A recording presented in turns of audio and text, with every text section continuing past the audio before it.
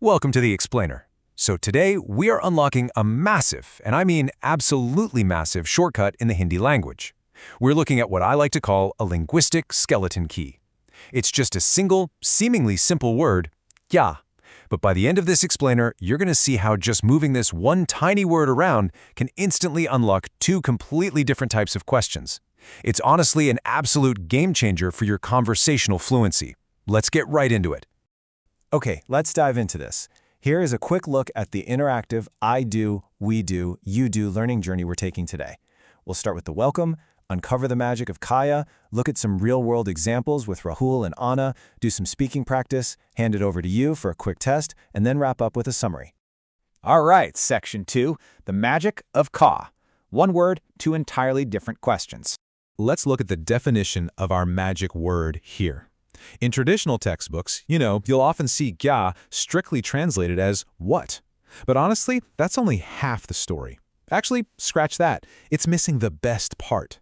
The true secret to speaking natural Hindi is realizing that kya is a dual-purpose tool. Its translation in English completely changes based entirely on where it sits in a Hindi sentence. Now, what's really interesting about this slide is how incredibly simple the transformation is. Take a standard everyday statement, right? Aapka naam Rahul hai, which just means your name is Rahul. Notice how we don't have to change a single word of the original sentence to form a question. By simply taking our magic word, kya, and placing it right at the very beginning, Aapka naam Rahul hai becomes Kya aapka naam Rahul hai? Boom! It instantly turns a regular statement into a definitive yes-no question. Is your name Rahul? But wait, what if we don't know the person's name at all? Watch how the whole meaning evolves.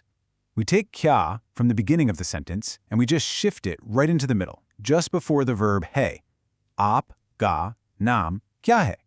By moving kya before the verb, it completely stops being a yes-no question. It transforms into a direct what question. What is your name? Literally one word, two totally different conversational tools. How cool is that?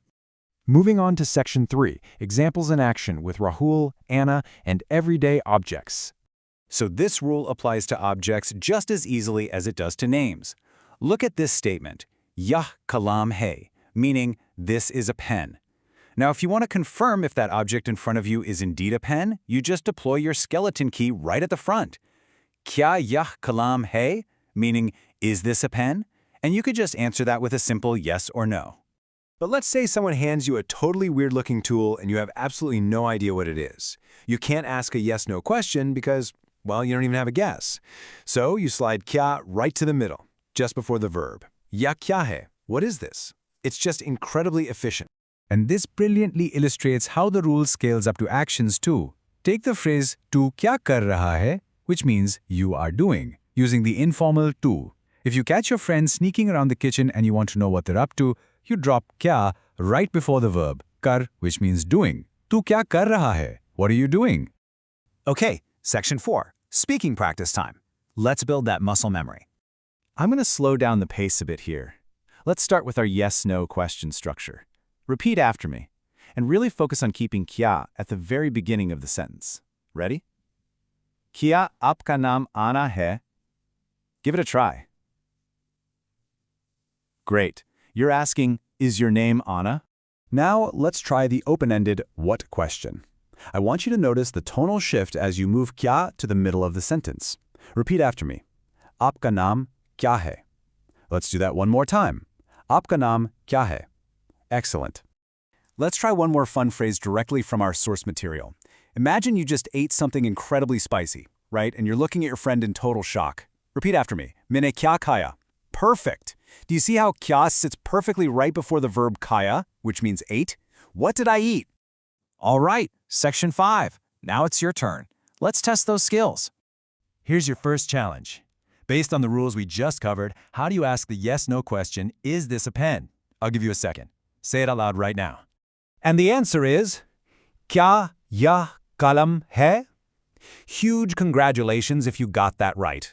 The trick was just remembering to stick that kya at the very beginning of the sentence to trigger that yes-no format. Let's try your second challenge. How do you ask the open-ended question, what is this? Now, think very carefully about where your magic word needs to belong for a what question. Go ahead, say it out loud. The correct answer is Ya kya hai? Fantastic job. You've literally just demonstrated quick mastery of one of the most foundational yet highly versatile grammar concepts in the entire language. Section 6. Summary and next steps. So, the crucial point is, Language learning isn't just about endlessly memorizing vocabulary, right? Sometimes it's about learning how to pilot the words you already know. So, here are your golden rules for the road. Number 1. Placing kya at the very beginning of your sentence equals a yes-no question. Number 2. Placing kya directly before the verb equals an open-ended what question. And number 3, practice shifts your fluency. The more you speak these structures out loud, the less you're going to have to translate them in your head. I really hope this explainer helped you unlock a whole new level of confidence in your speaking journey. And I want to leave you with a final provocative thought. Now that you have this magic linguistic skeleton key, what will be the very first question you ask in Hindi today? Think about it, go out there, and start speaking. Subscribe for more and follow me on Instagram, link in the description. And if you want to learn Hindi 101 with me, MSG on Instagram or email me.